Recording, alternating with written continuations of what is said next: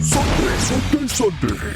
In a race against time, the agents team up with Frank Black, an ex-member of the Millenium Group.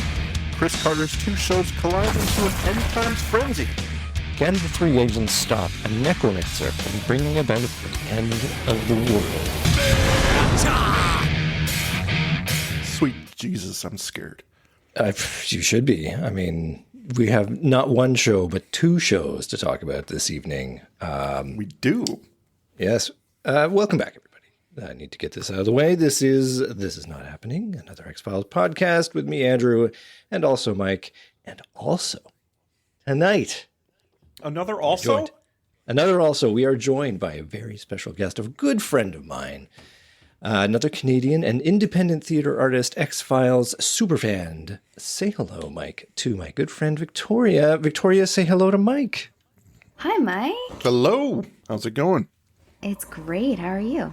Good. Glad to have you here. Excited to talk about Millenium. Me too. It's a great episode. You have a co-host beside you there, I think, don't you? I do. I have my 4-year-old dog who is named for Fox Mulder. This is Fox. Which should tell you a little bit about Victoria's commitment to the X-Files. Just a little. Yeah, I had the name before I had the dog, so I had to find a dog who looked like he should be named Fox. Oh, fair. So what are Fox's defining characteristics that justify the name? He's paranoid. He's conspiratorial. He really is. Here he is. Here's his name, so he's trying to hop on screen. He's conspiratorial. He has been known to wear red bikini bottoms. And he believes in aliens. Well, he wants to believe.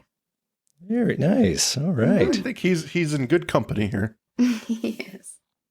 So we are going to talk about the 4th episode of Season 7, Millenium, which is the long-awaited crossover between two series written by Chris Carter. This had the honor of being released the day before my birthday in 1999, weeks away from the impending Y2K. And I ask you both, do you remember? Yes. Were you alive? You were alive. Do you remember the hype going into Y2K? Do you think I am? Yeah. I do remember the hype, and it was garbage. It was one of those things where when you thought about it, you're like, this shouldn't be concerning to anyone. Because it didn't make sense to me. I don't know why, but obviously nothing happened, and we were right. So, That was very much my experience too. I was old enough to be aware of it. And when they explained when it strikes midnight, the clocks go back to 0 and things will explode. I'm like, and then all the nukes. Okay.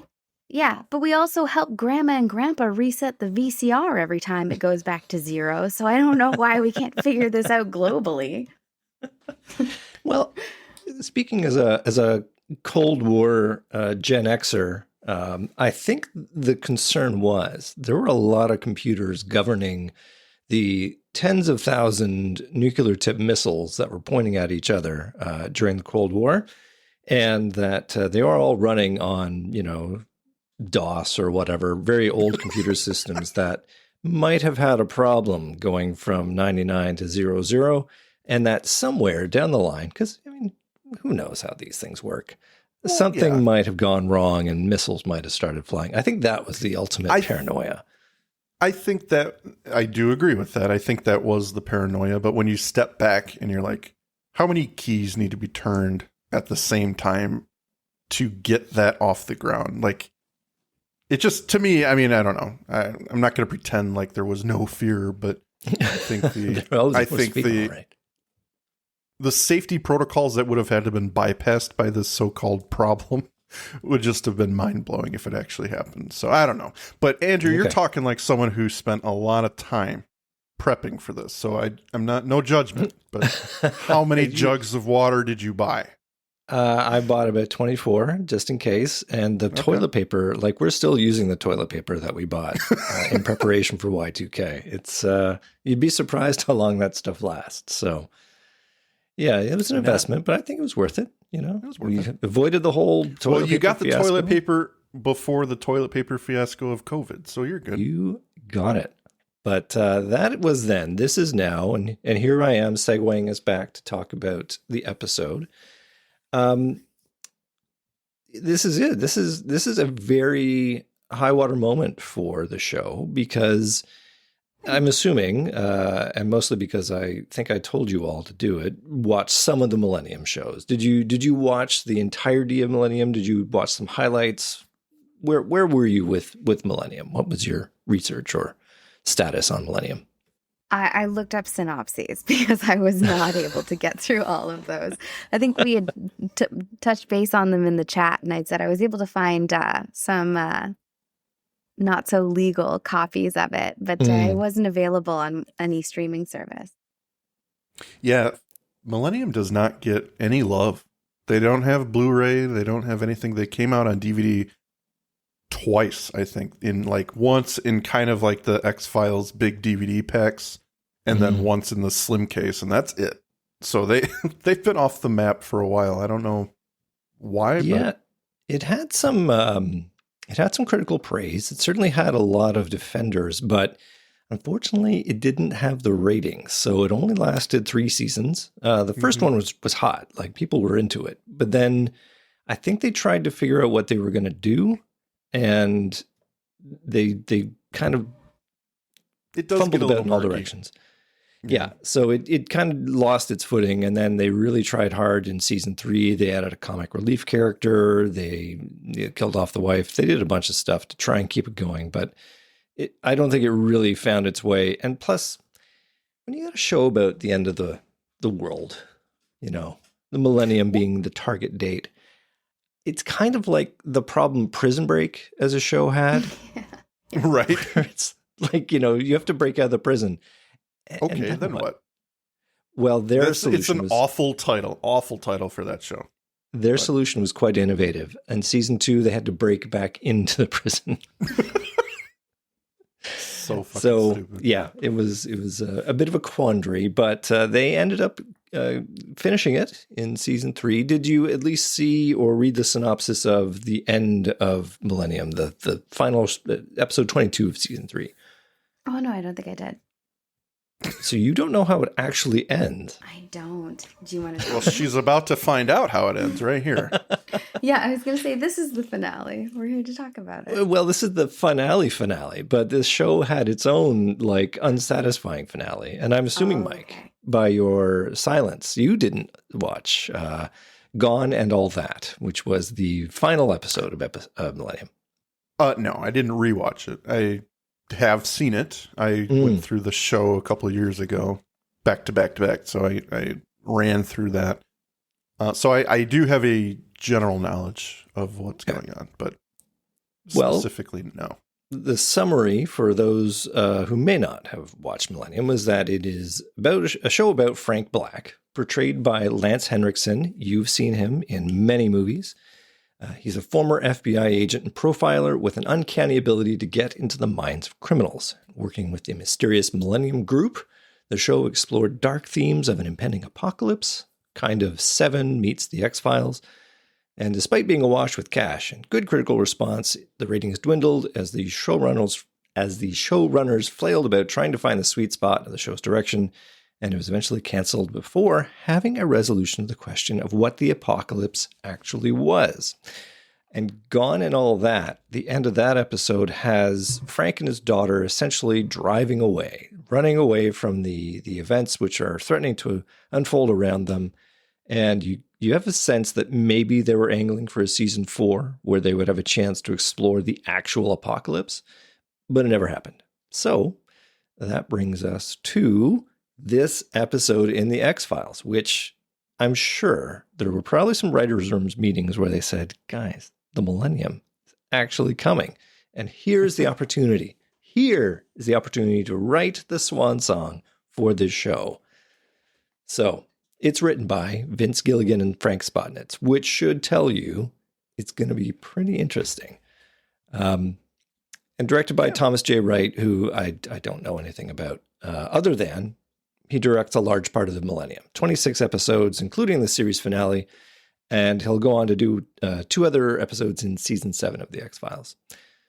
So are there anything you want to say about this episode in general before we dive into it? It's interesting.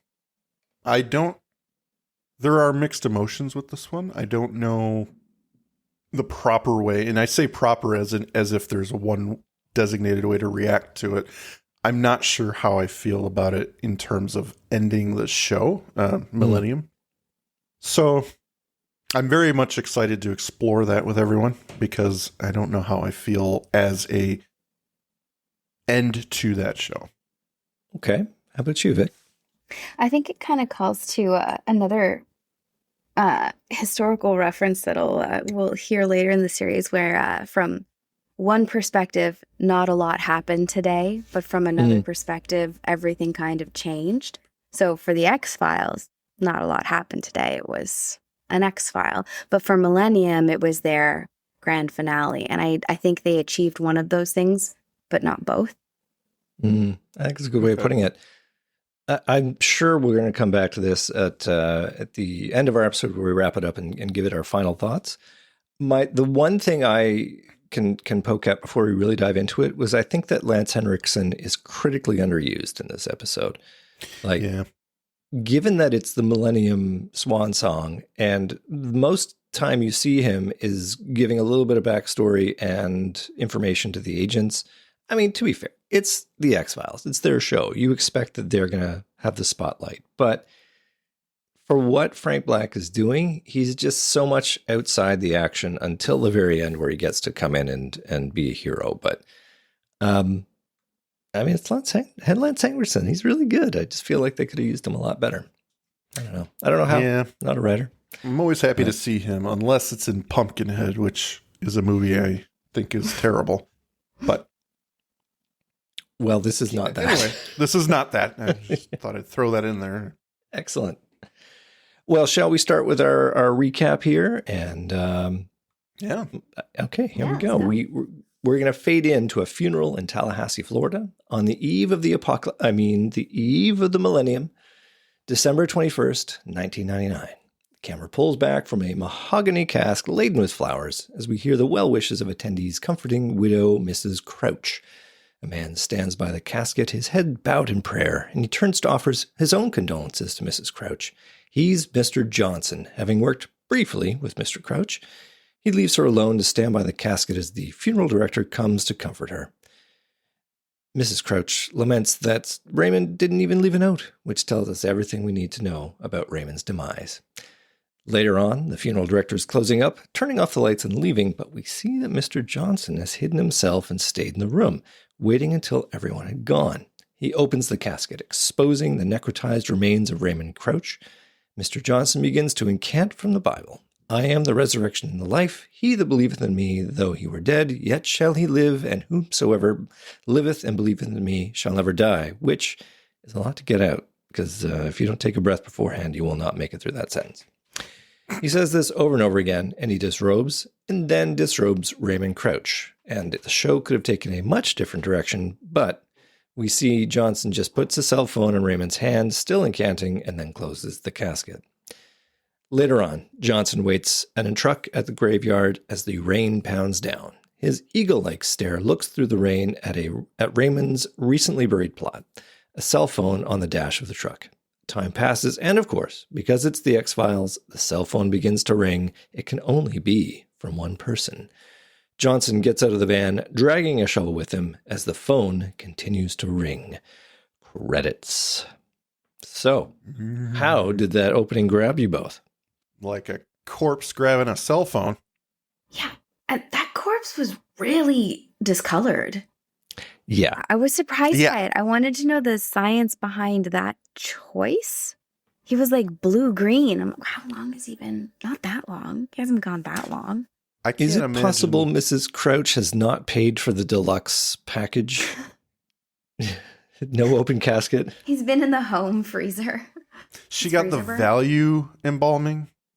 She paid for I'm on a budget embalming. Someone just walks by twice a day with spritz of some Windex on him. or some, simple green, to give him that nice green hue to his complexion. No, his skin looks pretty gross in that casket. I'm not sure why they chose to do that, because it's not like they would have had to do 2 sets of makeup. They could have just had the guy lay there. Yeah. And do this scene, but they probably were like, I don't know if we want to have a man just sitting there being undressed by someone else. I don't know if that was the concern or not, but that adds a whole other level to the undressing, because then you have to wonder the skin and all of that comes off with the shirt. Right. Like, how decomposed is he that he is this color but retaining the structure? I don't know. And there's a moment where Johnson lifts up the arm to get a shirt, and you hear that arm kind of creak. So I'm like thinking that this is not a very recent death. I think this guy's been in the freezer too long. I think they forgot about him. Over ordered like some kind of foundation. They were like, "I'll just use it today, I guess." No, actually, the irony is before they did the funereal work on him to make him look better, he looked really gross. So this is after the process. Oh my God. The only actually, you know what? I have no explanation for this, because first of all, he blew his head off. So there's only so much you can do. No, he didn't. Right? He shot himself through the chest. Shot him through the chest. It will come up. So head intact. Fair enough. Which I think if you're planning to come back as a zombie is an important thing. Mm-hmm. Yeah. All right. We fade into the next day, December 30th, 1999, as Scully arrives at the graveyard with 5 other police vehicles around, complete with yellow police tape. They take their grave desecrations very seriously in Tallahassee. Scully is intercepted by the funeral director, who assures her that the man was 100% dead when he got put in the ground. And we also learned that he was one of their own. Raymond Crouch was former FBI. Scully arrives at the gravesite, looking down as we see Mulder poking around in the hole. Mulder, you been spreading rumors? Why?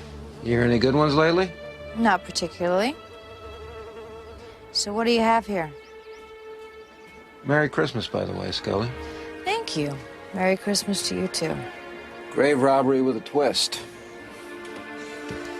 Check out the headliner, Scully. Well, it looks like someone on the inside was trying to get out. Indeed it does. To answer your question, no, I haven't been spreading any rumors. The local PD's been doing a pretty good job of that. Ever since they matched the fingerprints on the dead man to these. And to those up there on that headstone. There's a big, juicy handprint on the back. What about the person or persons who did the digging? Well, got one pile of dirt. I'm guessing one man with a shovel. Other than that, last night's rain hasn't left us much to go on. Well, go ahead, Scully, naysay me. The body of an FBI agent gets disinterred only to climb out on its own and disappear into the Yuletide night. And there it is. We get our initial setup. We know the truth of what happened because we saw it in the open, but Scully is skeptical. She thinks the setup has been faked for some reason, which she can't really identify. Meanwhile, despite the recent rains, Mulder manages to find a patch of blood on the ground. So, zombies already? Thoughts? I like it. I'm on board. I think it's a cool little setup. It's simple. You know what's going on, at least at a base level. And I like the idea of, this guy waking up and clawing at his linens. But yet he has his cell phone in one hand. And he has his cell phone. I'm really hooked on the idea that he's like talking. He's calling Mr. Grave, funeral man Johnson. I really wish he had picked up the phone and said something, but... Help me, I'm trapped. The only thing he can say is brains. Brains. That's what you do to make this episode better. A lot more brains talk. Well, clearly he's grasping the cell phone in his hand, and I'm assuming the takeaway is his hand sort of clutches, and that's enough to make the cell phone activate. Yeah, if you look at the beginning, he does place his thumb directly on the send button. So like when he wakes up or jolts to life or whatever, he probably presses it before he can do anything. Yeah, I'm on board with it so far. I mean, they haven't given enough for me to be really, wait a second. Other than, of course, the actual art of raising somebody from the dead through biblical scripture. Totally wrong. Yeah. I take issue actually with the specific scripture used. Mm-hmm. Are you guys Oh, familiar really? with it? Please enlighten us. So this particular passage is from the parable where Jesus raises Lazarus from the dead. It's also meant in the Bible to be a foreshadowing of Jesus himself rising from the dead. Neither of them were zombies. They both came back fully, like with their full mental faculties, which was like the point That's of the what miracle. you think. Yeah. There are a lot of zombie Jesus jokes out there. So this passage, in theory, shouldn't make zombies. It should just bring the men themselves back. Well, I have it on pretty good authority that Vince Gilligan and Spotnitz wanted to write a zombie story. So they kind of had their opportunity. I think they had 3 imperatives in this show, which was wrap up Millennium, zombies' brains, and then a third unnamed imperative, which happens at the very end of the show. Cool X-Files episode. This also isn't the only time the series uses this quote. It's in another episode in Aramaic. Yeah, in Hollywood AD. Hollywood AD. It's what's played on the bowl when they capture sound. Yeah, it's the same one. Well, they got a love affair with that particular quote. Inaccurate. It's a good quote, and I get what they're trying to do with it. I mean, for the uses of a necromancer, I can see maybe the way I look at it, and I did know the quote. I was raised Catholic. The way I've kind of looked at it is it depends on who's doing the raising. Maybe there's some sort of will attached to it that would create a being of good or evil. That's kind of the way I did it. I don't really care that much for the episode, but I think it for me, it works. That Mike, makes perfect sense. Yeah. In your raising, in your Catholic history, did they cover the raising of the dead into zombies at all? No. It was that didn't come up? Okay. Didn't come up, no. I guess I didn't miss anything being raised. All right. Well, we're going to cut back to Johnson driving his truck, reciting his Bible verse, the one that is completely inaccurate. We hear a thump in the back, which gives him pause. Looking in the rearview mirror, we see a hand raised into view, accompanied by a gurgling noise. Something is awakening. Johnson goes back to driving and reciting, and his truck passes us on the highway. We can see he's taking the 191 north into Georgia. He's getting away from Florida. Back in Washington, where Scully, Mulder, Skinner, and a few other FBI agents are going over the facts of the case and the bio of Raymond Crouch. And I'm going to save you a lot of exposition by giving you the highlights. Raymond was 56. He was married with no children. And after a sterling 21-year career with the Bureau, he retired 6 years ago in 1993. But earlier in December, so not so long ago that we get into crustifying remains, but anyway, earlier in December, he was found in his Tallahassee garage, shot through the chest with his own service weapon. No indications that it was anything other than suicide. He had no large debts, no feuds with the neighbors, and never a bad word against him. And a side note here, if it's a service weapon, shouldn't he have returned it when he retired? No, you get it as a keepsake. Is that what the FBI does? Yeah. Thanks for your 21 years. You can just take that gun with you. They what they do is they bronze it and give it to you. Oh my goodness. And they give it to you with one bullet. I'm wondering if our question earlier is being answered here. Does he have a wife? He does. She was at the funeral. He does. Okay, that's what I thought. Wow. Totally you remember 10 minutes ago? What I was going to say is, if you look at that picture, he's already very, very blue. So I was going to say, if he doesn't have a wife, then maybe it took a while for them to find him, and that's why he's so decomposed. But they kind of shot themselves in the foot with that one. They gave him a wife, so now it doesn't make sense again. You know, Fuck. in all of the theories about his death, totally ignore the wife. Yeah. They're just like, Yeah. no feuds with the neighbors. They have no reason to question the significant other. Yeah, she doesn't even get an interrogation scene, you know. Frank was Nothing. just so happy. There's a whole side episode where it's the wives of the Millennium Group who are doing this for the pension. Oh my God, such a great episode right there. Wow. The spin-off, Millennium spin-off. Group Housewives. Yeah. Good reality TV show right there. Millennium He's just Wives, away all the time with his Millennium phone. Wives Club. Yeah, new reality show. I think there's an episode in that. Is your husband down in the study again? Yeah, he never comes out of there. Who wants a mimosa? All right. Mulder picks up on the fact that nothing stands out, and Skinner looks a little bit cagey. Mulder offers up his opinions on the case. It wasn't a grave robbery, it was necromancy, which makes everyone uncomfortable because A, this is Mulder being Mulder, and B, everyone knows he's probably right. We are exactly 10 minutes into the plot, and Mulder has already nailed the main thrust of this episode with 100% accuracy, even suggesting the necromancer might want to wear the dead man's clothes to create a bond between them. They only put that, I swear to God, they only put that in there so that people were like, oh, okay, that's what he was doing. He wasn't getting sexual. Absolutely. It wasn't a sex thing. It was a necromancy thing. Mike, I'm not going to use the word superpower, but you just using did. Superpower. Yeah, was I waiting know. For you too. I was gonna if you didn't. I I just wanted to see Mike's reaction in person instead of just over the audio. God damn it. What we need are bingo cards. You can just blot off superpower right there. Mike Skinner is dismisses. angry at Andrew. Check. Andrew That's what the screws up mimosa's for. clips It's a on Mike's ginger- episode. It's a drinking Well, game. that'll be later. Yeah. Yeah. Skinner dismisses everyone except Mulder and Scully, showing them the symbol for the Millennium Group, a snake eating its tail, the Ouroboros, which should ring a nostalgic bell for loyal viewers of the now canceled TV series. Scully is aware of the activities of the Millennium Group, former FBI agents who consulted for law enforcement.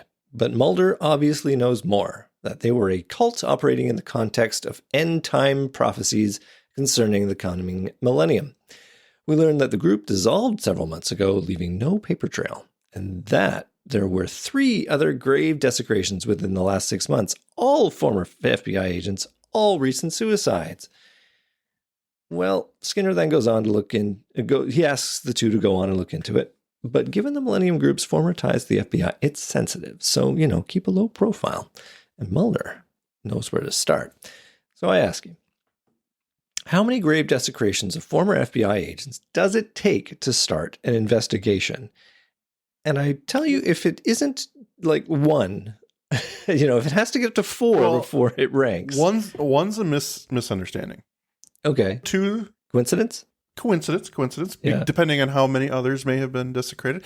I mean, if it was close to one that Donnie Faster desecrated, then it could be fair. a mix, part of the larger group, which are not FBI agents. 3, honest mistake, but we're going to let it slide. Okay, that was And just then an error. 4 is just way bureaucracy. too much. Yeah.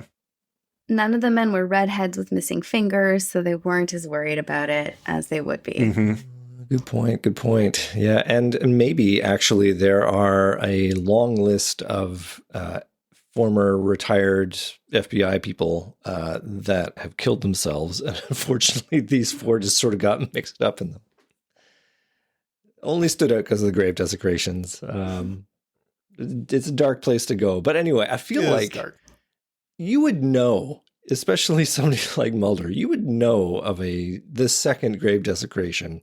When it got to 4, I felt like, really? That's a surprise now? Desecrated graves. I mean, They have even outside of the rest of the connective stuff. That's a lot. Well, they're just like a hospital. They're going to try to cover it up if they can to avoid a lawsuit. So if they go around telling their employees that something's wrong or someone's killing patients, that just creates a lot of panic, unnecessary panic.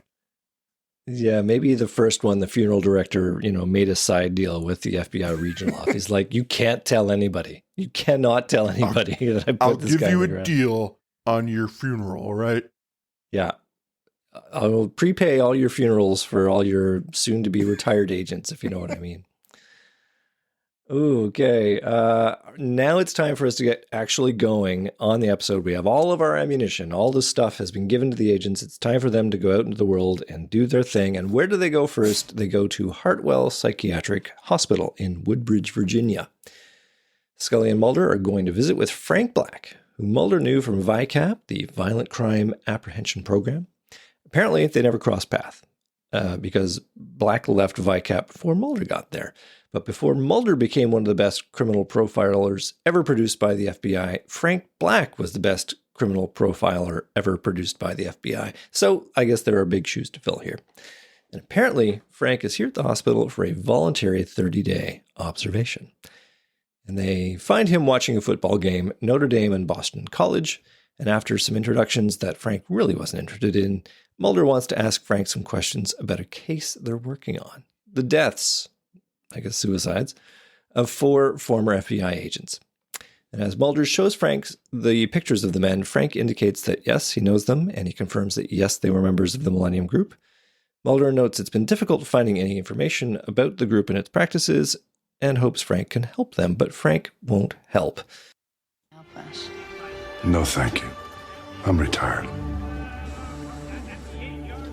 I think you can tell by the circumstances that I'm trying to put my life back together. I can't get involved in this. We're not asking you to get involved. I'm just asking you to take a look at the case file. No, thank you. Mr. Black, the day after tomorrow was January 1st, 2000. That's the significant date for these people. It doesn't leave us much time. Don't you want to see them stopped?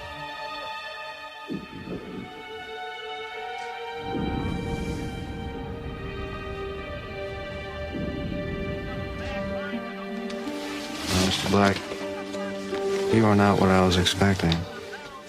Agent Mulder, Yes. it's 1st and 18. Just let me watch this game in peace. It's 3rd and 10, Notre Dame. Happy New Year. Same to you. It's that time, everyone. The Magus Media Production sales pitch. Please check out our homepage at magusmediaproductions.net so you can stay up to date on all of our shows. Check out our Facebook group, facebook.com/groups/Magus Media Productions, both of which have our Discord link on it, where you can join us for live shows as we record them for future release. At Magus Media Prods on X, our Patreon, patreon.com/Magus Media, where a $5 donation will help us keep the lights on and bringing you new content, and you get some stickers. Thank you for your consideration and support. Ooh, what do we think of the cryptic clue drop there by Frank Black? Ooh, good one. What I'm more interested in, honestly, is the fact that Mulder is completely and utterly dismayed by the fact that someone would choose to put their life together, then risk it all for some crazy theory. He doesn't get it. He's like, what are you doing, sir? You're not going to just join me on this crazy, crazy adventure? Well, clearly he hasn't watched the 3 seasons of Millennium to get himself geared up and ready for the interview with Frank Black. If he'd known what Frank has been through, I think he would have been a bit more sympathetic to Frank's plight. Maybe. Probably not, but maybe. Probably not, yeah. I also like that they use this is their first use of the Millennium music. The strings that Mark Snow used for the Millennium. It's kind of like Lance Henriksen's theme song. So when they come in, we're really shifting gears away from the X-Files into Millennium. Of course, Lance Henriksen nails it. He's just spot on, as you remember him as Frank Black, but very much saying, nope, not going to get involved. Sorry, move along. But his drop of 1st and 18, I thought it was an interesting choice. And I'm going to circle back to that later for how it actually comes into play and why Frank gives it to Mulder now. Okay. So unless you've got any thoughts about that, I'll move right along. No, I'll wait till it's revealed. Okay. The duo find, nope, we're already done. So, yep, can't read my own script. We leave the hospital, now on the roads of rural Maryland, as Mr. Johnson fixes a truck on his fixes a tire on his truck. A sheriff's deputy pulls over to offer assistance, shining his light on Johnson's truck. The deputy detects a smell, which Johnson tries to shrug off as a deer having died over there in the woods, but the deputy is not deterred, hearing flies buzzing in the cab of Johnson's truck. He tells Johnson to drop the tire iron and take 2 steps back. As the deputy investigates the truck, Johnson takes a handful of salt out of his pocket and pours a circle around himself. Inside the truck, the decaying body of Raymond Crouch is revealed, amping up the deputy's stress level by about 1,000%. He draws his weapon on Johnson, who is now mumbling his Bible verse. The deputy is more concerned with what Johnson is saying rather than guarding his six from an obvious zombie attack. And on cue, the zombie of Raymond Crouch emerges from the truck and kills the deputy off camera as we fade into commercial, probably for a dry cleaning service. So, what have we learned about zombies so far in this episode? I learned that they like to choke people. At least that's the way he grabbed them. I don't know. Well, that's fair. That's fair. Anything You else? can contain them in a trunk, but only for so long. It's true. They like to sleep because apparently, he was awake and then not, and then awake again. Yeah, I'm wondering if that's the purpose of the Bible verse, to keep them sedated or something. Who knows? It could be. Because he was I repeating think it while he had him in the cab. So is that for another layer of protection, like the salt? What what's the purpose of the repetition?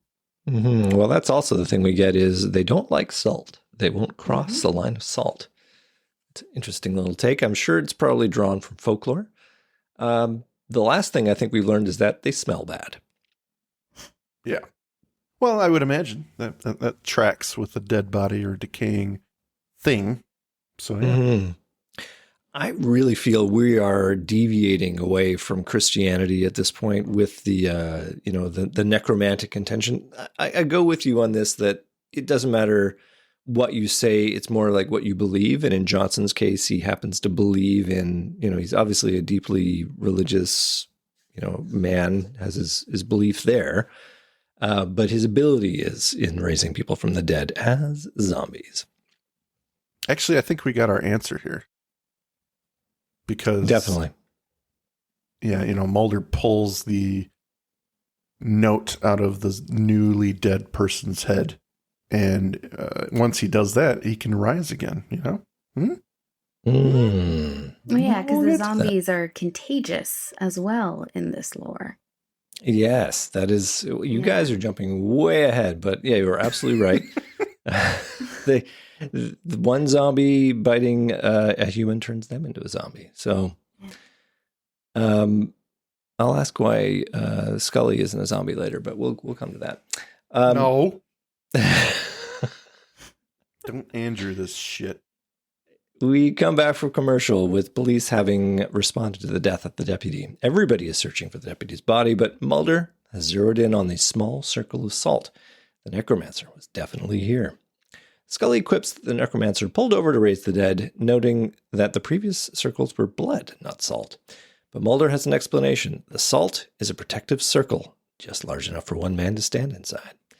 Meanwhile, the police have found something. The body of the deputy loosely covered with leaves and grass. They find bite marks in the body and salt, and notes stuffed into the deputy's mouth, which reads, "I am he that liveth and was dead, and behold, I am alive forevermore. Amen, and have the keys of hell and death," or something. A nearby young cop who's clearly memorized the Bible recites the chapter and verse, Revelations chapter 1, verse 18, which conveniently Mulder remembers was the cryptic clue Frank Black gave them on their exit from the hospital. Which is here where I will ask you, how did Frank Black know about those numbers? Well, he was obsessed with this group and kind of figuring it out. So I can buy that he knows that. Mm-hmm. It was part of like the research and the oath and all that sort of stuff. They would have repeated and learned working with the group. Yeah, he was obsessed. And Andrew, if you had watched Millennium, you'd know that. Oh, I did watch Millennium, sir. I like to think that there is a psychic component to this. I know they didn't say that Frank Black was psychic, but the way they portrayed his gift Like, he has access to this particular piece of information. All it is meant to do is bring the agents back to Frank Black saying, look, you know more than you're saying. So frankly, it could have been anything, but they chose to make it this so specific thing. Like, it's a riddle buried in an enigma. It's like if Frank Black had said, look, you're going to find a dead deputy and he's going to have his mouth stapled together, filled with salt. And there's going to be a little note in there. When you open it up, it's going to be Revelations 1:18. So when you find that, come back to me. I'll clue you in on a little bit more next time you come back. That's right. Once you come back, I'll give you a few more breadcrumbs. But I want nothing to do with this. Yeah, that's right. Well, it could have been a test too from Frank to be like, well, if you're really that invested and if you're worth me risking this progress I'm making in my life, then you'll come across these things. You'll know what they are and you'll come back. It could have been like a test for Mulder. That's true. That's true. And as it happens, it'll end up working. So we're going to go back to the hospital now for Mulder and Scully to give Frank Black the gears. But Frank continues to press that, hey, just can't get involved. Mulder presses him pretty hard. He knew Frank had given him this clue, and Frank knew they would find it. Why can't he help? Scully enters with the answer. Frank is in a custody battle with the parents of his late wife over the guardianship of Frank's daughter, Jordan. And as a side, quite rightly so, I think, because, I mean, Jordan's never been safe around Frank, given what Frank's had to do to get into Millennium. So I'm not surprised that there's a custody battle. And I'm not sure I disagree with the idea of Frank Black being awarded custody. Discuss at your leisure. But anyway, he's here to make a point that, you know, they're going to say I'm fine and I can get my daughter. I mean, I get it. He was very, very much attached to his work in the show. And obviously when you're that committed to something other than your kid, then yeah, maybe they would give him or give them to someone else to take care of. Well, I certainly see it from the point of view of the step parents or parents-in-law. Yeah. It's like, do you know how much bad stuff has happened around Frank Black? I don't know if this is a safe place for Jordan to be. By the way, have we mentioned that she's psychic? No. Yeah.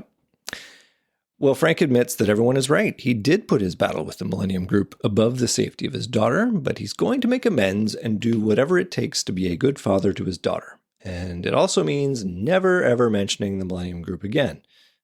But Mulder manages to get Frank on side. It's just the three of them talking. You know, nobody's going to overhear us. So later, the three are going over the case files, and we have a pretty big exposition drop. This is the opportunity for Gilligan and Spotnitz to summarize the Millennium story and given us enough content that probably would have fueled season 4 of Millennium. The group believed the end times were upon us, but these 4 dead FBI agents were a schism from the group. These guys believed that man needed to bring about the end of the physical world, so they committed suicide for the express purpose of being brought back to life as the 4 horsemen of the apocalypse. Scully asks Frank to tell them more about their necromancer, which Frank does, describing Mr. Johnson exactly with his profile, complete with side scenes of Johnson arriving at his compound, working as a taxidermist, a profession that works with death and that comforts him. I gotta ask, the whole idea of these guys being brought back to life to act as the 4 horsemen, I mean, I don't know. It doesn't compute to me that this is naturally going to bring about the end of the world, but... No. What purpose are they actually serving as these zombies? What are they doing? It's very vague. I don't know that they really had... It's kind of like the X-Files, right? They shoot big, and then when it comes time to resolve it, it's like, how are we going to pull this off? And what's going to make sense or be satisfying to the viewer? And... I don't know, 4 FBI agents committing suicide to turn themselves into the 4 horsemen is interesting, but I don't know. I don't know how it lands. Maybe they get loose. They can't even chant anymore. They can't even chant. What are they going to do? They can't recite the Bible verse. You know what they could do, though? I mean, this could be very prescient if you take zombies as a sort of pandemic precursor. that the zombies are going to get out there and bite people, and those people turn into zombies, and then the world is just taken over by zombies. Is that? That's like plan B, though. Like plan A's got to be like something more substantial. That plan A is angels coming down with trumpets, and that's the end times. But and the rapture. Yeah. Yeah, I feel what they missed was getting some zombie horses for the Four Horsemen to ride. Yeah, that's a huge plot hole. They no needed zombie horses. That really would have budgeting issues. Yeah, there, it's harder to work with. Have mounted? What are the mounted police in the States like? Because we could just find some RCMP if this was all happening in Canada. But they're used for city crowd control and things like that. But I don't see that very often. They're not federal, eh? I guess they're like municipal police. Yeah, they're municipal. Well, that's why. They don't have the same mounted police tradition in the States. They don't have the musical ride. Can you imagine a zombie musical ride? Oh my God. For the Canadians. The Halloween edition of the RCMP musical ride. They're all zombies in makeup. Brilliant. They go around to Thriller. They got axes sticking out of their Mountie hats. Yeah. Okay. I think we've, again, found another show. The first one was Housewives of the Millenium Group. The next one is the RCMP zombie musical ride. We need to make a list. Should. Yeah. Well, Frank goes on to suggest that burying the deputy and preparing the body was done with great care, despite a fear of getting caught, in order to prevent the deputy from coming back to life. Frank suggests that the necromancer will come back for the body as soon as he learns that it's been discovered, which, in a cutscene, Johnson's watching TV, he does learn it's been discovered. And he's going to do that in order to prevent the zombie from coming back to life. So again, in this zombie world, if you're killed by a zombie, you come back to life as a zombie, unless you're magically protected. I guess it all checks out. Yeah. Well, Frank is drawn away by a phone call from his daughter, leaving Mulder and Scully to reflect on what they've learned and come up with their next steps. Mulder, you're telling me it's more important to track down 4 dead bodies than 1 live murderer. He's not our murderer, and those 4 dead bodies aren't dead. The Millennium is 14 hours away. Mulder, these people, even when they were alive, mangled biblical prophecy to the extent that it's unrecognizable. The year 2000 is just their artificial deadline. And besides, 2001 is actually the start of the new millennium. Nobody likes a math geek, Scully. Anyway, I think that Frank's profile is sound. I do too. I think with it, we have a best chance of finding this necromancer, as you call him. So I'm going down to the county morgue. I absolutely think you should. And what are you going to do? Follow the profile. The deputy was killed on a road that connects from the north with no major highway. I'm thinking our necromancer lives nearby. I'm going to do a rundown on all single landowners in the area, see where the bodies are buried. So Scully, will you do me a favor? Don't let anybody remove the staples from the deputy's mouth, okay? Please, just humor me. Thanks. And so, there he goes. Now, I'd like to remind you, there is a task force, because Scully alludes to it later. There are multiple law enforcement people out there on this case. And yet Scully's going to go off to do, the stakeout of the coroner's office on her own. And Mulder is going to go off on his own to track down all these single landowners, because that's what heroes do. She knows what she's doing. She can handle herself, Andrew. I'm a little shocked that you don't think she can. I didn't say she couldn't, although she totally doesn't, if we're keeping score. Do you think it's also just they're half expecting her to have to step in and do the autopsy, as she often does? They're like, well, we'll send Scully that way. That's true, eh? That's true. And in her message, she's going to say, stop what you're doing. I'll come down and do it. So let's go there. Our next scene is the Rice County morgue, where a coroner is, of course, removing the staples from the deputy's mouth. The coroner opens up the mouth, revealing this mouth full to the brim with salt. And I got to say, this cannot be salt. It has to be something else. And I can't imagine what this is. Because you got to assume that the shooting of this cutaway, it's a live human being with a mouthful of something, and he opens up his mouth so the coroner can expose it. And I can only imagine what having a mouthful of salt would be like, and it would become wet salt. So, What do you suppose this substance is that is in this guy's mouth? I bet it's in like a little cheesecloth packet of some sort, whatever it is. Like they're not actually going to fill someone's mouth with salt because what if they accidentally, inhale or, it's like at the dentist, you block your tongue kind of thing. Too much room for error on that. Packing peanut dust? Parmesan? That's so much better. I like the idea of Parmesan, actually. I think that would be kind of fun. Yeah. Parmesan. Yeah. This would not be the first time that the X-Files production staff have done horrible things to performers in a stunt capacity. Right. Usually it has to do with water. They submerge these guys who can't swim. This guy has a fear of not breathing, so they just shove his mouth full of salts. Yeah. Don't worry. We've only got 40 takes. It'll be fine. I'm picturing like the props master being like, say when, like at an Italian restaurant, and grating the Parmesan into his mouth. And then he comes over with the salt, with the pepper grinder. Say, would you like less pepper? No. You're the mandolin now.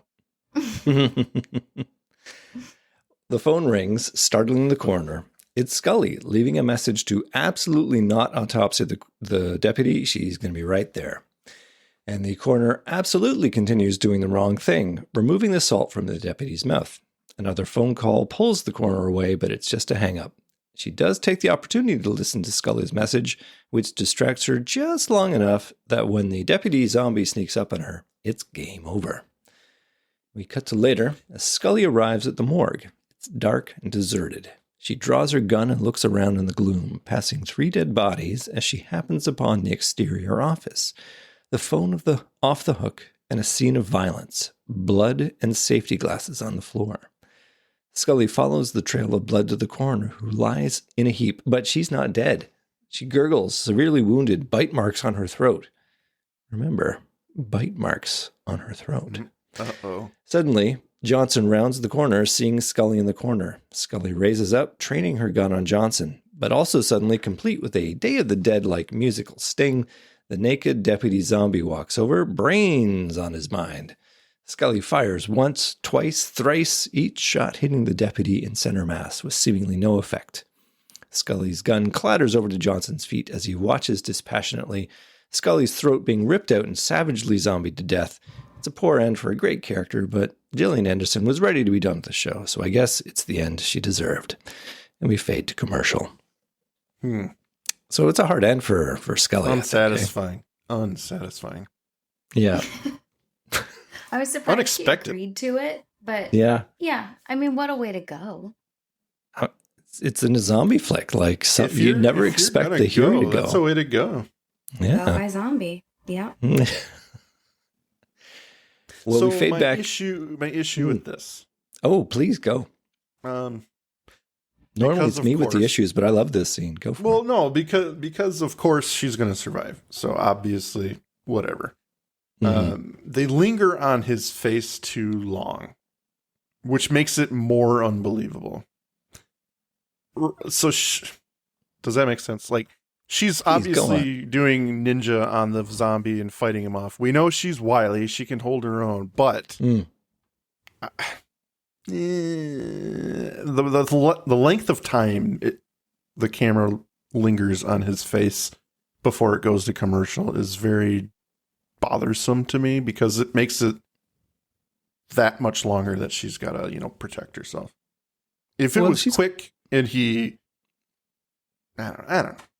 No, I hear what you're saying. I mean, you think that it's too much fight. She would have taken some pretty damage you can't walk away from.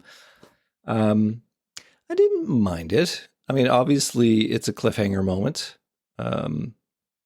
It certainly presents Johnson as this dispassionate, douche who's just watching this happen, right? He's a true villain.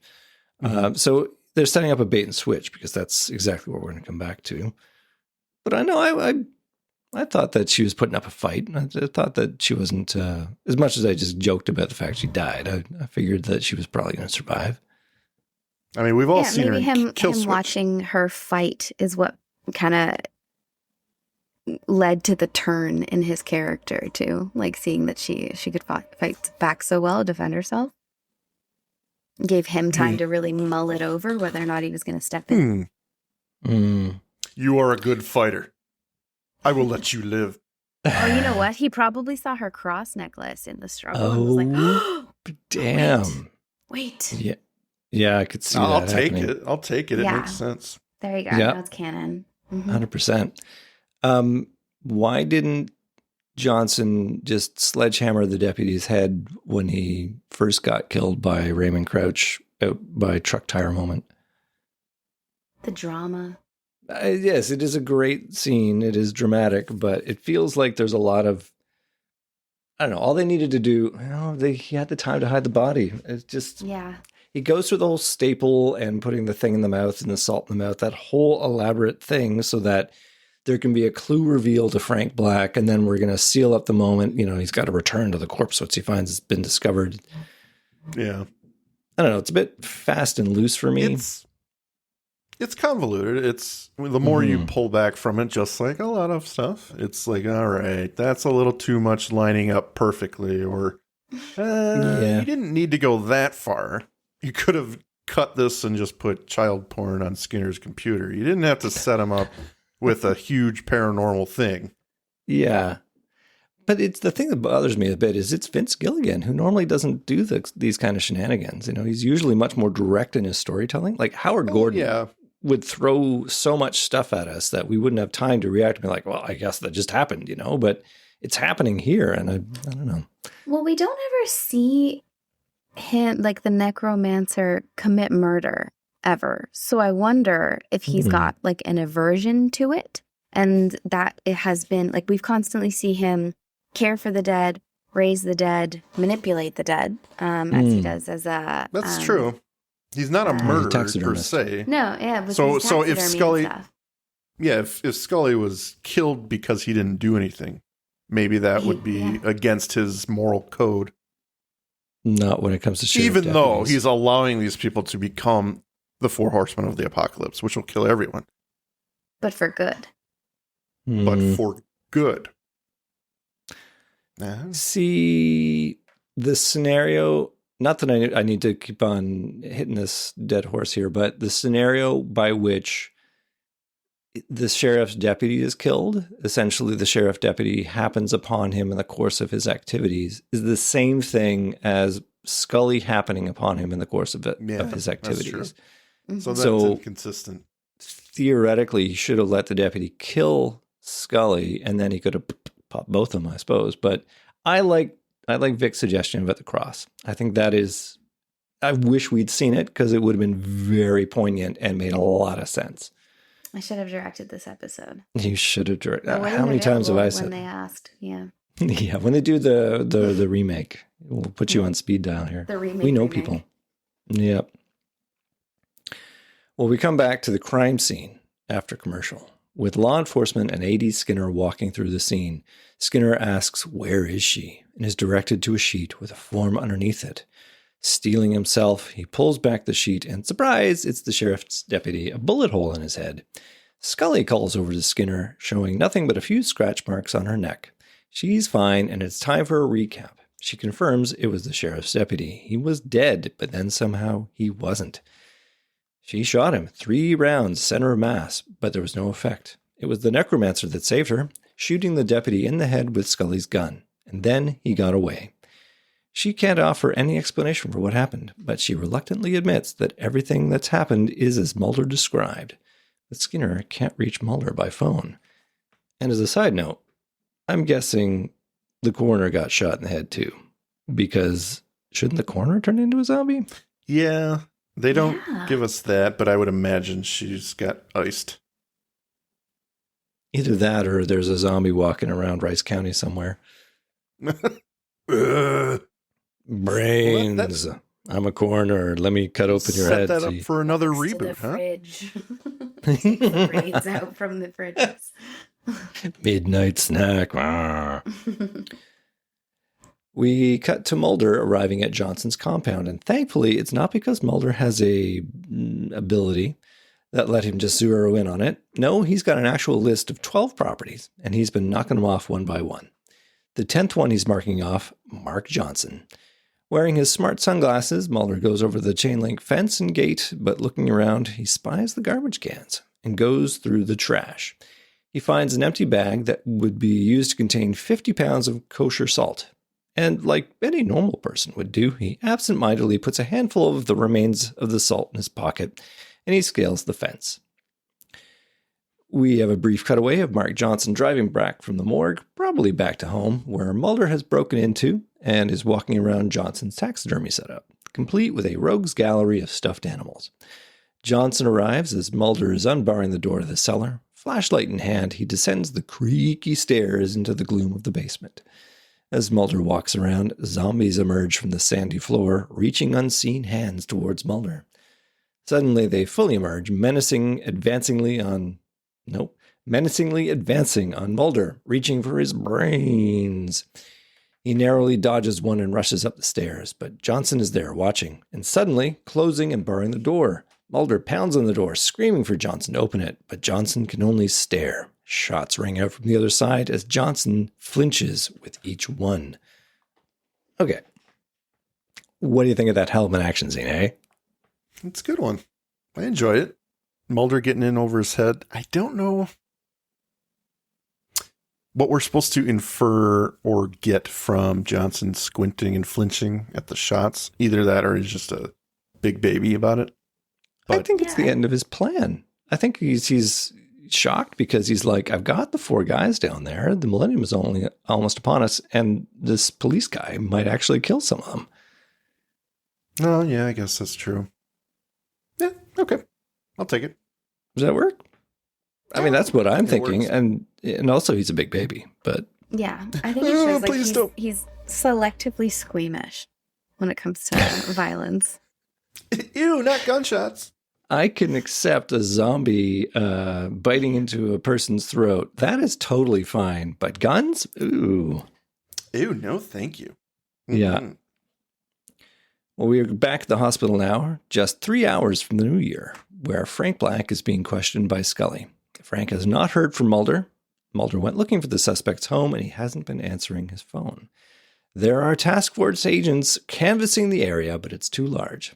Scully becomes skeptical of Frank's motives. She's seen a zombie. She point blank asks Frank, does he believe the Millennium Group is capable of bringing about the end times? Frank says he understands their beliefs, but he doesn't believe them. He offers Scully no comfort to her questions of which side would prevail, and she leaves Frank. Frank decides he's leaving the hospital. He's checking himself out. We cut to Mulder in the basement, nursing a bloody arm as he holds his pistol. The rack slid back from running out of bullets. He surrounded himself with a puny circle of salt, which seems to be just enough to keep the zombies at bay, which stand in terrifying stillness, gurgling softly. And I got to tell you, that is a legit scary scene. I don't know about you, but I think it is. That's unsettling. I'll give it that. I really do think something about zombies not doing what they're supposed to do has a menacing and unsettling feeling to it. Especially if they're just going to stare at them. That's kind of creepy. Locked in a basement. You don't know what twists and turns are down there. Mm-hmm.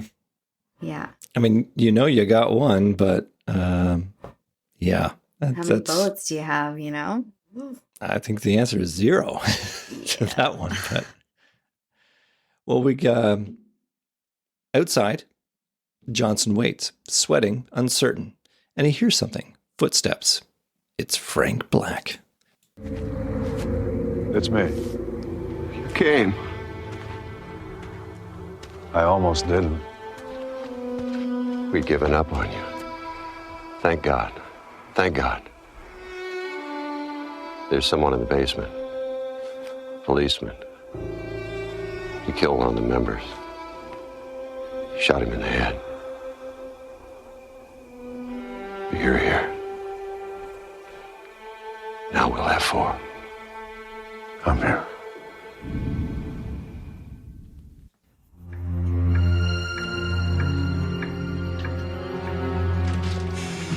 I can't tell you how happy I am. You were meant to be the 4th. I always knew that. I so hoped you'd come around. I didn't want to. The man in the basement, I told him how to find this place.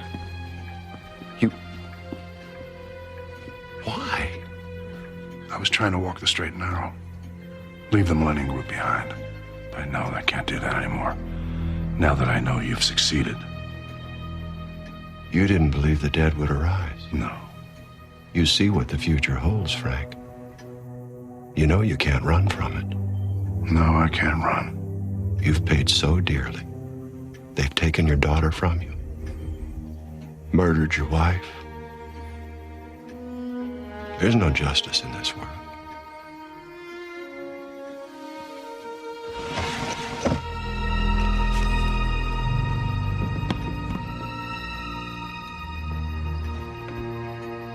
But there will be in the next.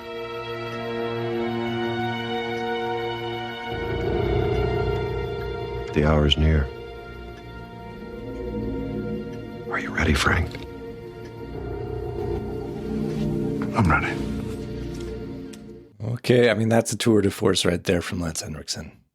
And I'm ready. props to the actor who plays Mark Johnson. He hasn't had a whole lot to do this time, but I kind of want to see a show about that guy now because, there's a history there. Hey, Frank. He's the guy hiding in Frank's bushes. What you doing today? He was the Polaroid guy. You ready to kill yourself yet, Frank? Frank, you coming Frank? around? You're the one. You're the one, Frank. Frank, we got this plan. It's a bit unconventional. Can you blow your head off? No, not the head. Not the head. Not the Anything but the head. At this point, I'm trying to put you back to the first view. Did you think that Frank was maybe turned into a bad guy at this point? Yeah, I It's think certainly it's a trying- complete misdirect. I don't think If you it's don't bad. know, Yeah, I mean, if you haven't seen the show, you don't know what to expect from this guy. I don't know that I ever believed it personally, even before I saw the show. Because it's so close to the end, it tattles on itself, if that makes any sense. Like, there's no way to convince me that the agents are not going to succeed in living. So I don't know. I don't know. It just... It's a classic Go ahead. X-Files problem of you know what the ending's going to be. The agents are going to walk Right. out of here alive. There's going to be some quippy bits at the end, but how do they get from here to there? That's the real question.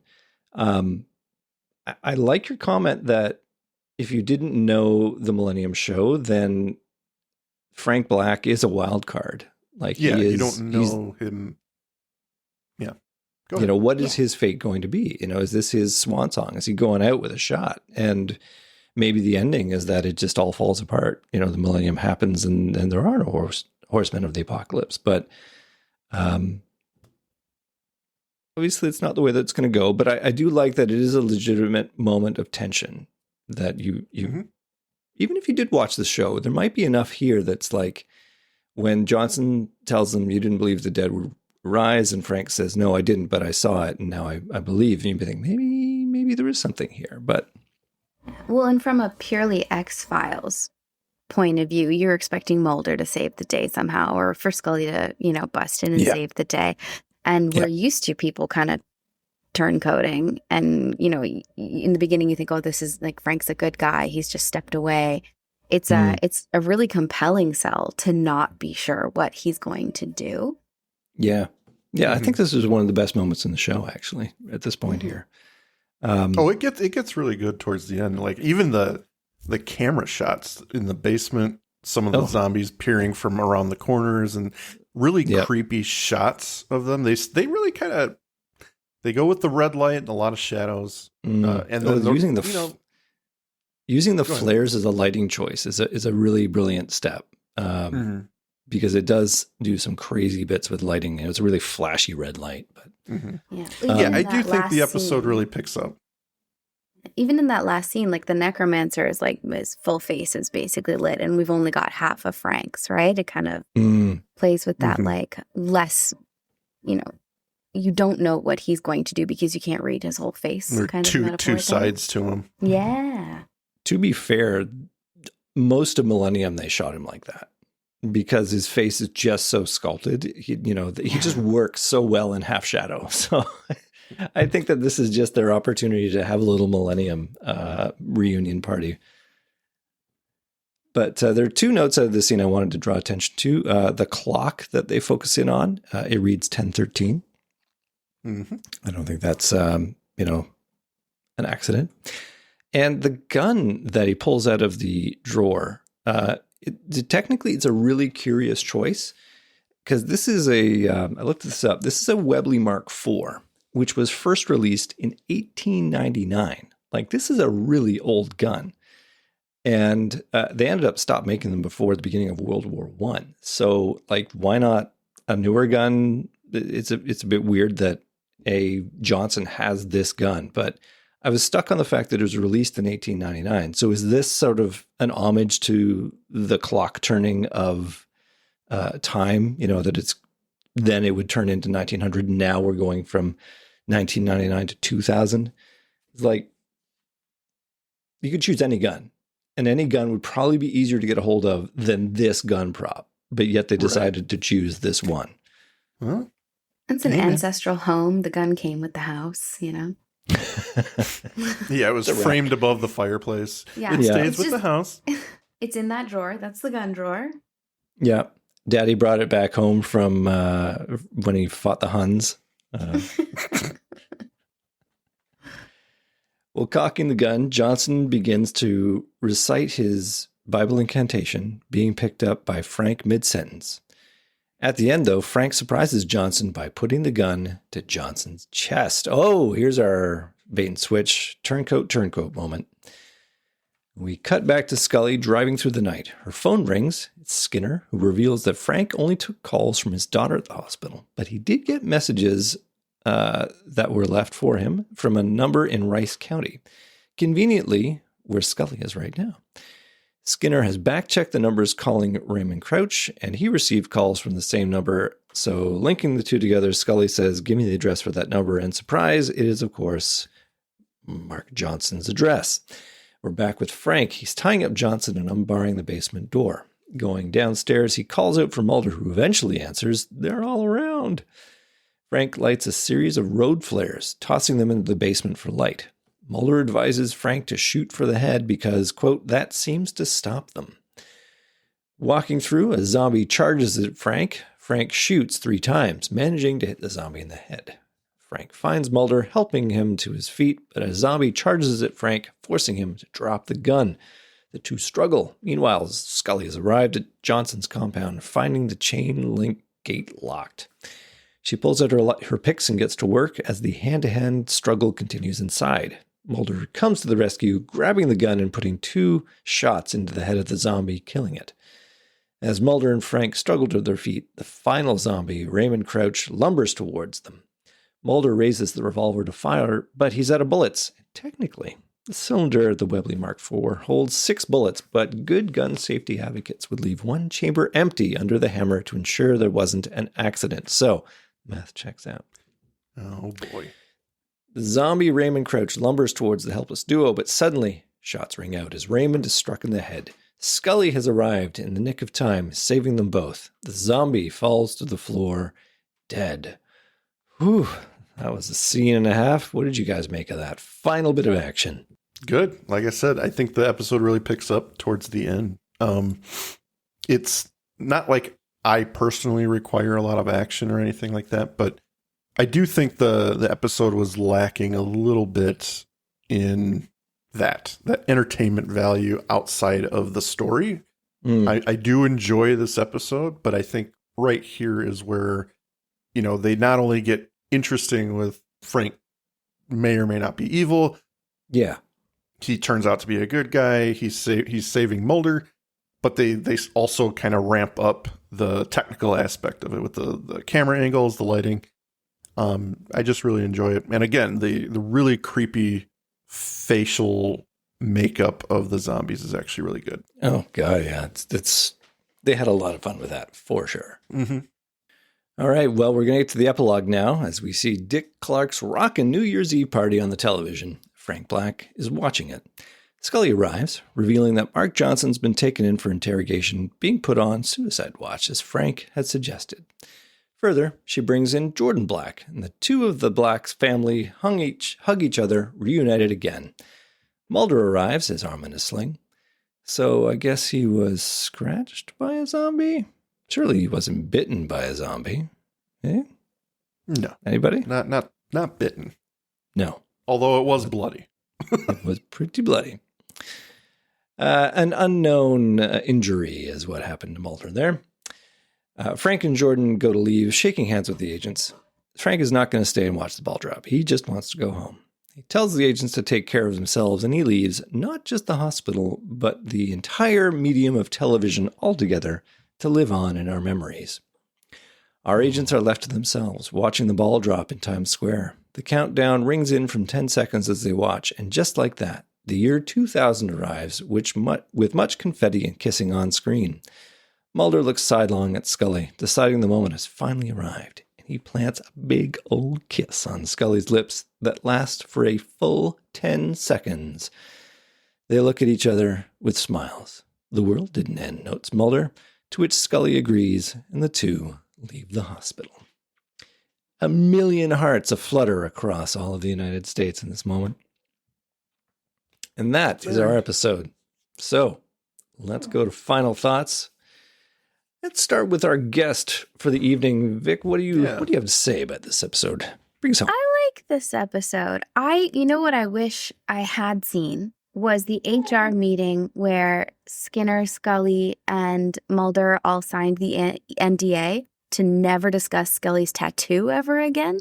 Because the way Skinner pulled out a picture of it and everyone pretended they had no idea. Oh yeah, no, that's just the Millenium Group. I don't have a tramp stamp of the exact same thing that once briefly drove me kind of insane. So I'm just curious. I want to see the paperwork on that. I totally forgot that moment. That's right. They just put our tattoo on screen and no one said anything. And I think the only thing missing from the kiss was Mulder getting punched in the face immediately after. I liked that. From Triangle. So, excuse me, good episode. Very good episode. Excellent comments. So much to do in this episode. Provide a satisfying conclusion to the Millennium franchise. Have to have a spooky zombie episode. And then throw in a long-awaited kiss between our heroes. And arguably, it does 2 out of the 3 well. The zombies and the kiss. Maybe half marks for the not getting a punch afterwards. With Millennium, it's a harder task. There are lots of unanswered questions that will continue to be unanswered, even if Frank and Jordan manage to leave the show reunited. I suppose it was an opportunity for Spotnitz and Gilligan to wrap up some of the dangling plot threads and ultimately to get the show past the ominous finish line of the Millennium and at least show us that the world didn't end. Good stuff. Yeah, I actually like this episode. It's nice to always see Lance Henriksen. I'm a huge fan, as I'm sure we all are. I think the story itself as an X-Files story makes enough sense. Again, I don't know if it wraps up Millennium that well. It is a little bit lackluster, just given the fact that Chris Carter and company have painted themselves in yet another corner that is so big and so end of the world, what's going to happen after this, that it's hard to have any resolution that's satisfying. If Millennium had gotten its own television show, I think the concept is great because it's like you're starting a show with an obvious deadline in mind. So you got 4 years to figure this out and how we're going to end it. And then that could have been the coolest ending to a TV show ever. They started it knowing the Millennium was actually coming up, and then they're going to end it in a way that could be grand, and maybe the world does end. And then the show just goes off the air, but they didn't get that opportunity. So they had to wrap it up in another show, which works, but at the same time, it just didn't feel as grand as it could have been. This is reminding me that at one point in time, they were going to have a crossover with picket fences. What the fuck? It's kind of a shame of that all never happened. The shows. Yeah. Clearly they had a moment in the sun there, but Yeah, I don't think there's much else to say. I guess if I was going to nitpick anything, it would be the powers of the necromancer. There are some episodes where they go into some level of detail to try and explain the power, how it works, why it works, but they don't even bother to try that here, which frankly they never do when there are religious themes in an episode. Right. If it is anything to do with heaven and hell, the assumption is it's just magic and it works. You know, don't bother trying to explain it. And I think that's the case here. I mean, it's kind of just magic that brings these people back.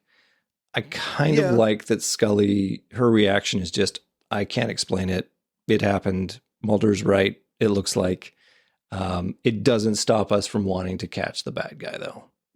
That is really, and ultimately, you know, my partner's now in danger, and I got to go and save him. That's the thrust of the episode. Do they solve the case? I guess it doesn't matter anymore. Do they? Technically, Yeah, it doesn't matter because, you know, the guy's dead and the 4 FBI agents who are going to bring upon the end times are officially dead. They're dead. So I don't know. I don't know that it matters, unfortunately. No, and I mean they play around with this apocalypse end times thing more than once, right? They play with it like frequently through the series. Like they've got the seraphim in the episode with the what is it? All Quadruplets Souls or something. All Souls. Yeah, they play My with the favorite seraphim. episode. It's a great one. Complete with Lance glancing. Yeah, they do it there. You forgot your keys. Sixth Extinction is literally the, you know, season opener, the 2-parter. So End Times is it's interesting to take a show whose whole premise is the end times and then finish it up on a show that plays around with the end times constantly and has like diminished the concept's value. So I think they did really well in spite of that, but the stakes are not what they could be because of it. Yeah.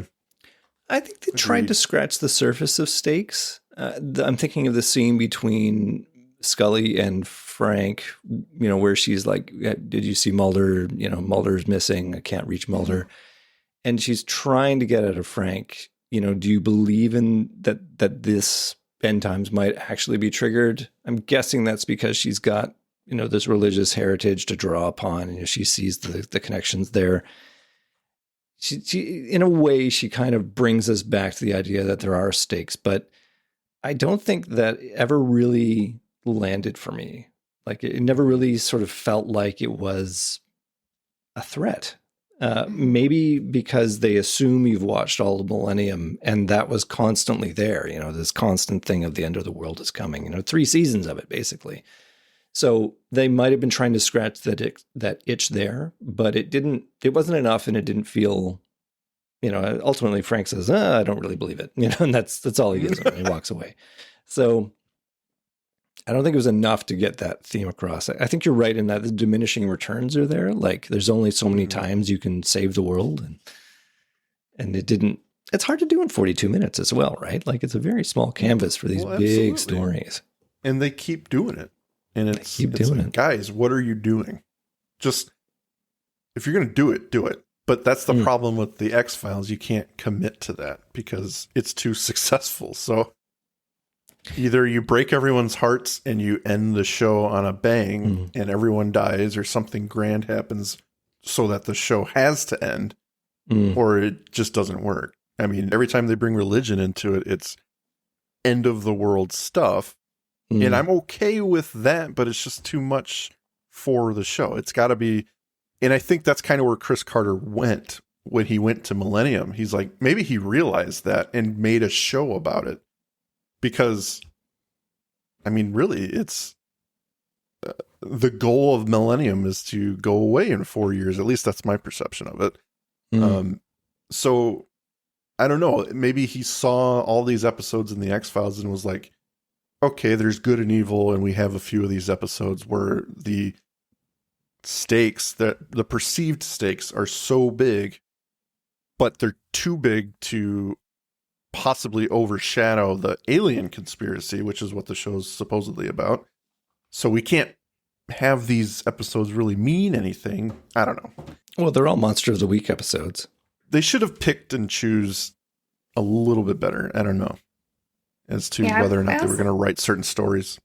I also wonder about the social irresponsibility and the timing of having like the Millennium be successful, like as far as an end times, like doing that like a month and a half before, considering there was real world fear at play. I mean, at least they were going to do it with zombies and not technology. But I think that's the difference between that particular end time, quote unquote prophecy and the one we see, a decade and a bit later.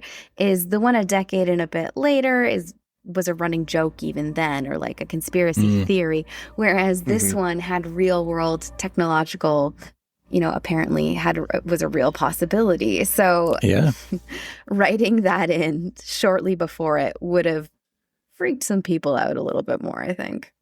I think they did do a couple of things to try and mitigate that. The first being Scully saying, well, technically the Millennium doesn't start until 2001, which Mulder's saying nobody likes a math geek. Thank you for diffusing all that. But the other is the kiss at the end, I think, is a nod to the viewers to be like, oh, yeah. Yeah. See, the world didn't end. The world didn't end. Literally, he's saying it. It's interesting. That was 100% for the people, the shippers, and kind of flying in the face of the people who are so against the shipping that they're like, the show's going to end if this happens. Yeah. So they just did it and said, you know what? Enough. It's an interesting, not to dissect the kiss a whole lot, but it's an interesting bit of blocking in that Mulder is completely the sort of kiss aggressor in that moment, and Scully just sort of passively allows it.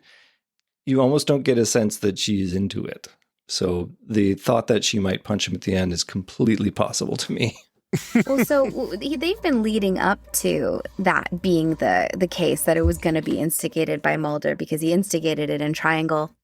And he said right before the kiss in Triangle, just in case I never get another chance to do this, right? So now we know it's been on his mind for at least a year. That's true.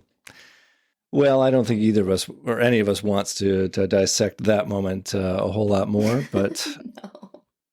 I think we have given this episode a lot of time, and I think maybe, unless anybody else has any parting shots, maybe we reached the end here, Mike. I think we're good. Vic, thank you everyone for joining us, and thank you, Victoria, for joining us on this episode. Know you're a big fan of both shows. Yeah, thanks for having me.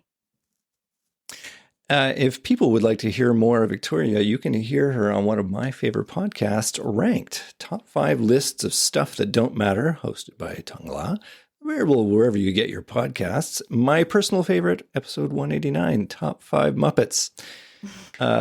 Vic, what was the top Muppet in your book? Oh, well, I don't want to give it away because I won that episode. I think you'll just have to go on. Maybe there's a theme. Maybe I like things from outside the planet. Who knows? Spoiler, Beaker was never mentioned, and he is, in fact, my favorite Muppet. So, yeah, Beaker's You know awesome. what? That tracks. Yeah. I can see you as a Beaker man. So there we go. Thank you all for joining us, and tune in next week when teenagers get super fast, maybe too fast. We better hurry and find out. Thank you for listening to today's episode. If you liked what you heard, please rate and review on your podcast app of choice. Andrew and I would be eternally grateful to you fine people for helping us expand and get the word out. Also, we've got a killer group on Facebook. Feel free to join in on the discussion at facebook.com/groups/thisisnothappeningpod and become an official member of the syndicate. We do polls and we have questions for every episode to give you guys the opportunity to chime in and possibly let your voice be heard on our recordings. And please join us on our new Twitter at tinhxfilespod, no dash, to stay up to date on everything, moment to moment. Thank you, and remember, don't stop swimming.